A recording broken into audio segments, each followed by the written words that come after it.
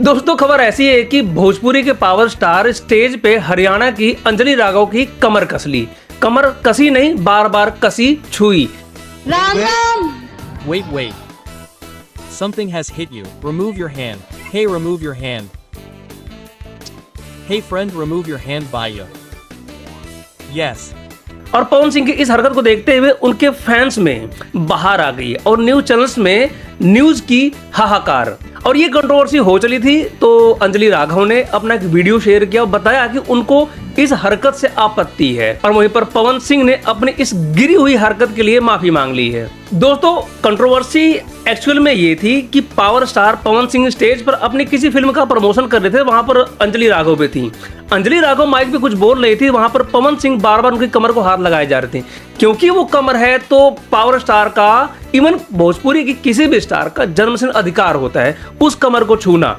कमर के बगल में ढोड़ी है तो वो थोड़ी सी अछूत रहेगी, बाकी कमर पूरी छुई गई। अच्छा, पवन सिंह के इस हरकत से अंजलि राघव असहज हुई। उन्होंने बार बार देखा क्या है, लेकिन उनको भाई साहब को कमर छूनी थी। और इस हरकत को देख के जो इंटरनेट पे जो मीम्स की बाढ़ आई वो अलग।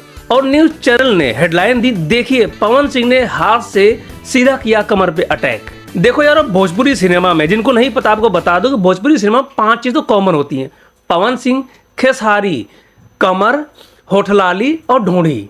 अगर ये 5 नहीं है तो फिल्म इनकम्प्लीट है, इवन कोई गाना भी इनकम्प्लीट है। अच्छा, एक बात मैं आपको पहले तो फैक्चुअल बता दूं कि भोजपुरी सिनेमा बेशक बॉलीवुड की 30 साल पुरानी फिल्मों को कॉपी करता हो, लेकिन गाना नहीं कॉपी करता, क्योंकि गाना इनका ओरिजिनल होता है। वो ऐसे क्योंकि वो गाने जो उठलाली, ढोड़ी, कमर, लहंगा, इन सब पे जो गाना होता है वो दिल से निकलता है। क्योंकि इनको जो सिंगर्स होते हैं वो ढोड़ी की गहराई में ही छुप के सूखी रोटी और होठलाली से बोर के खाते हुए ये गाना लिखते हैं, इजाद करते हैं। तो उस गाने में इनका अपना ही अलग ओरिजिनलिटी होती है, इसलिए गाना नहीं कॉपी करते हैं। और एक बात आपको बता दूं आपकी नॉलेज के लिए, बॉलीवुड बेसिकली 2 चीजों के लिए गाना बनाता है: मुंबई की चादरी बार के लिए, गुड़गांव नोएडा के जो नाइट क्लब है उनके लिए। वैसे ही सिमिलरली भोजपुरी सिनेमा ये बेसिकली एक चीज के लिए गाना बनाता है, वो भी डीजे के लिए। आप जाओ कभी यूपी बिहार, आप सुनो डीजे पे कौन सा गाना बजता है।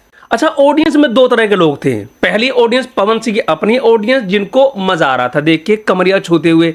और दूसरी ऑडियंस वो थी जो कह रहा भाई साउंड सिस्टम पहले बंद करो, पवन सिंह से पहले कमरिया बचाओ। ये कहने वाले खेसारी के फैन थे। और इन्हीं हरकतों की वजह से पवन सिंह में अब फैन फॉलोइंग बढ़ती जा रही है। एक पवन सिंह की फैन, अब दूसरी फैन फॉलोइंग जुड़ी है कमरिया वाले फैन, जो पवन सिंह का लाइव शो इसलिए देखेंगे कि इनके थ्रू कमरिया देखने को मिल जाएगा। और दोस्तों जिसको नहीं पता आपको बता दूं कि भोजपुरी सिनेमा में कमरिया का बहुत ही अहम पहलू है।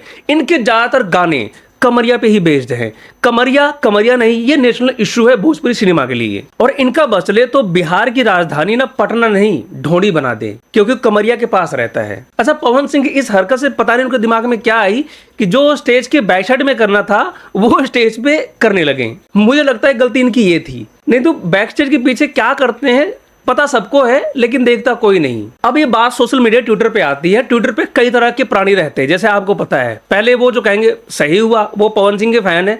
दूसरा इसको क्रिटिसाइज करेंगे। तीसरा बोलेंगे भाई गाना तो पहले सुना दे यार, कमर बाद में पकड़ लियो। और ट्विटर पे एक और प्रजाति रहती है, वो राजनीतिक प्रजाति होती है। वो उनकी कुछ कमेंट भी आए कि भाई ये हमारी संस्कृति नहीं है।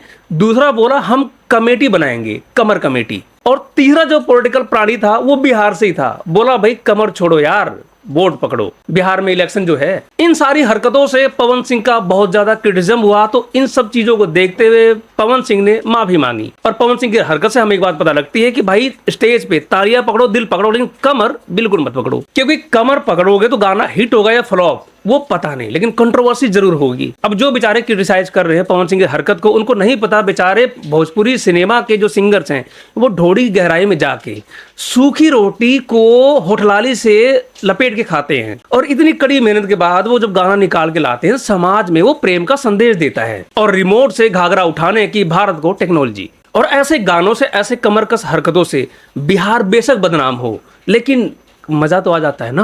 अब आता हूं ऑन सीरियस नोट, जो मेरी अपनी मन की बात है। भाई ऐसा है, भोजपुरी सिनेमा कभी बिहार की मिट्टी की खुशबू हुआ करती थी, हमारे आंगन की पहचान हुआ करती थी, हमारी संस्कृति का हिस्सा हुआ करती थी। ये जो सिनेमा पूर्वांचली और बिहारियों की पहचान हुआ करती थी, अब उसी पहचान को धूमिल किया जा रहा है ऐसी लुच्ची हरकतों से, क्योंकि ये लुच्ची हरकत पूरे देश में फैली है।